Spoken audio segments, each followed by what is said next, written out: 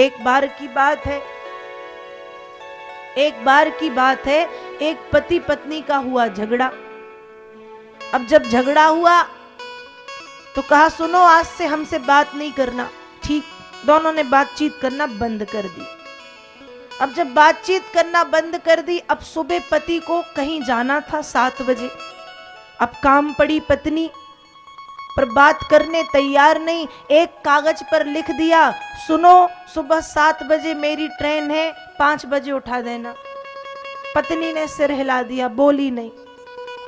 सुबह 5 बजे पत्नी उठी, एक कागज लिया, पेन से लिखा, उठो 5 बज गए हैं, नहीं तो तुम्हारी ट्रेन छूट जाएगी।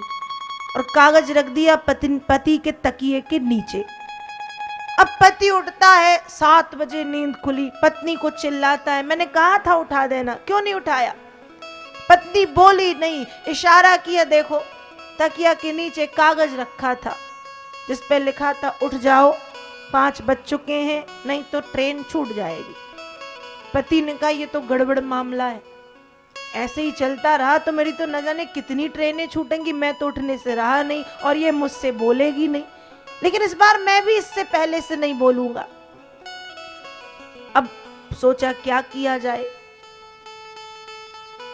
अब दोनों जन एक दिन रात में बैठे थे कुर्सी पे, बीच में आग जल रही थी।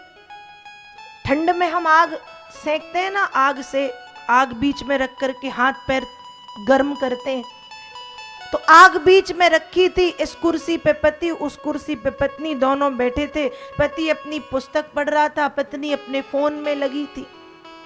अचानक पत्नी ने देखा कि एक आग की चिंगारी उड़ करके पति की धोती पर जाकर के गिर गई।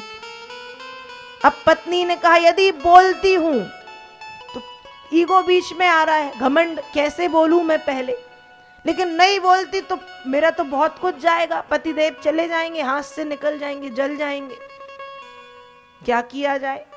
बोली तो नहीं, चारों तरफ देख करके कहती है किसी की धोती जले तो जले, मुझे क्या, किसी की धोती जले तो जले, मुझे क्या। अब पति ने कहा कि भैया यहां धोती कौन पहने, देखा तो मैं ही पहना हूं। नीचे नजर गई तो एक चिंगारी धोती पर आ पड़ी थी।